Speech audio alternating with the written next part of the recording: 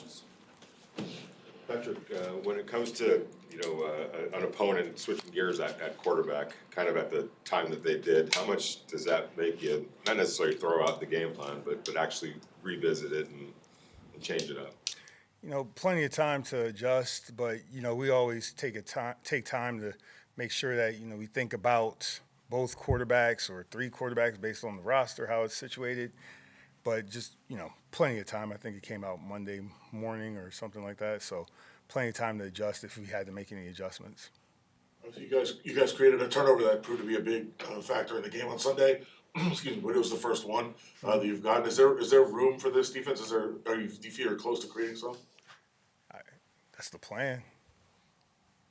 Yeah. Yeah.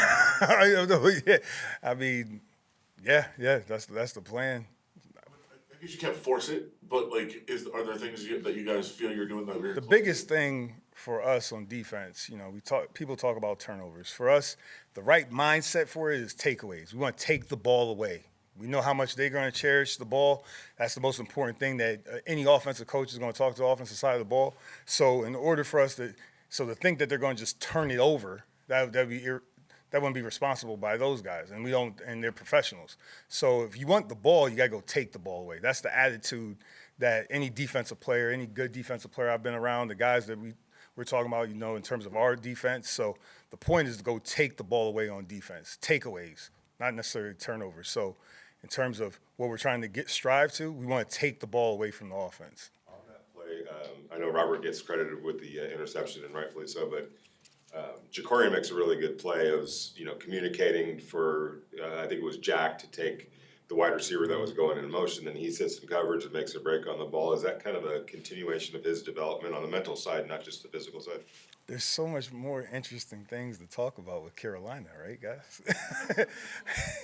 We're dealing with Andy Dalton, a 3-time Pro Bowler who led his team to the playoffs for however many years. They have, some young skill out there at the receiver position. The offensive line is big. The running backs run hard. Miles Sanders been really successful in this league. I apologize, but y'all catch me on Thursday.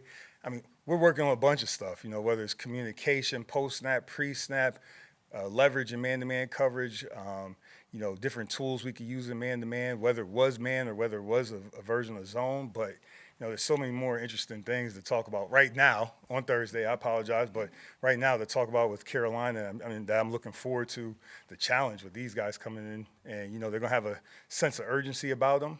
The timing of the offense is going to be different. Not anything against Young. It's just, you're dealing with a veteran quarterback who, he's seen everything.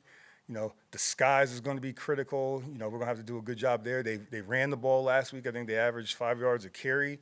That's something we're working on to make sure we're strong there. So, I wish I could spend time thinking about that, but Carolina presents enough challenges for me in terms of preparation right now. So, and that's where my mind's at as we head into third down, fourth down today in red areas. So, it's hard for me to think about that. He does play a big role in that. Yes, sir. The mental side of it. The mental development is always for young players. We're always looking for that. That's why I keep.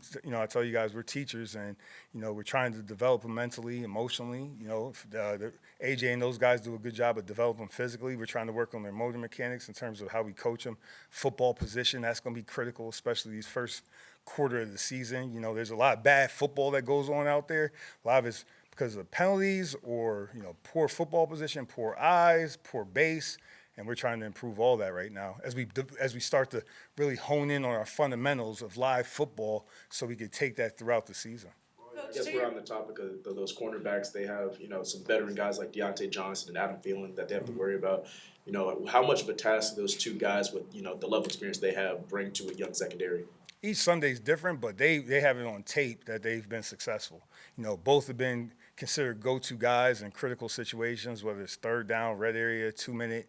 You got to be aware of them. They have them on the move in terms of, to get them away from press coverage and, kind of disguise some of the stuff they're doing.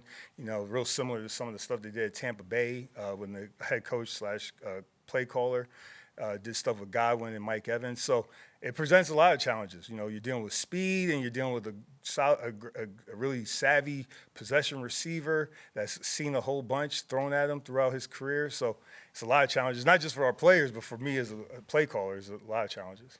Coach, to your point about preparation for this week with Andy Dalton being a veteran, you have a man on staff in Marvin Lewis who actually drafted him back in 2011. How useful has it been to have somebody like him that even though it might be a different scheme and offense, he has the knowledge of his tendencies to help prepare you for the defensive side? We're in the business of gathering information. It's been very useful. It's been very useful to talk to him, like pick his brain. So like, what are some of his favorite plays that, because you think a veteran quarterback's going to have a little say in what he wants to run for third down, 2 minute, things of that nature, red area.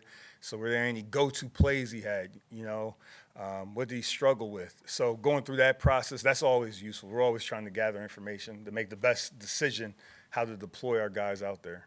Coach, a little off football question, but also impacts the game a lot. Having your first home field advantage, how important is it for the fans to show up and in a way bring a little extra juice to that defense that's already shown up? I thought AP did a good job of mentioning that in his press conference. I'll make sure I always listen to what the head coach is saying. It's really important, for the players, for the community, for the Raider organization. We want the fans to come out, support us, and we know they expect to see a good product, so we got to go out there and play. But the energy in the building, that'll be critical there for us because, just naturally this is an emotional game. They're going to feed off of it. So definitely want them to show up. Show up in, I think AP said in black. Brent, wear black. I might wear black for my outfit coming in too. So we'll be ready to rock and roll. Two more. What are you seeing from Maxx and Christian as far as working together and the stunts? They're only scratching the surface of what they can do? I can't say the scratch on the surface, but you're seeing the fruits of their labor. They spent a lot of time together. Since they first got there, spent a lot of time together. That's the environment that, the leaders on this team have built. They spend a lot of time off the field. They spend a lot of time during special teams periods, and they're always working their craft. Robbie and Dre Carter, they do a great job. Whenever we're out there on the field, there's no idle time at all. There's none. There's no idle time. They're working something. And to see it come to fruition in the game is really the goal of any teacher and really the goal of any player who's been working something that hard. Scratch the surface. I don't know. I just wanted to be successful. Hopefully nobody blocks them. As a defensive coordinator, having a Maxx Crosby, probably one of the most effective defensive players in the game today, how does that affect your play calling? First, it affects my mood every day. His energy is infectious. It affects my mood in terms of that. Just got to make sure you match his energy with the juice. 2, it's a challenge, in terms of stimulating mentally because someone that good, someone that smart, someone that works that hard at it, I don't want to bore him. 2, I got to have answers for him.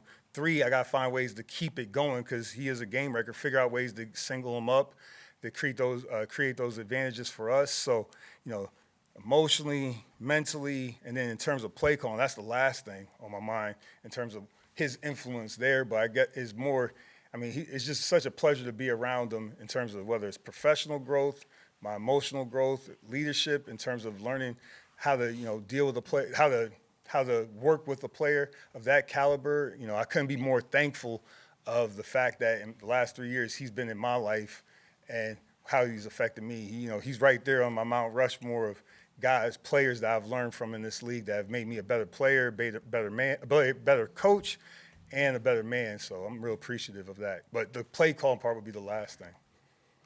All right. Thank you. Yep.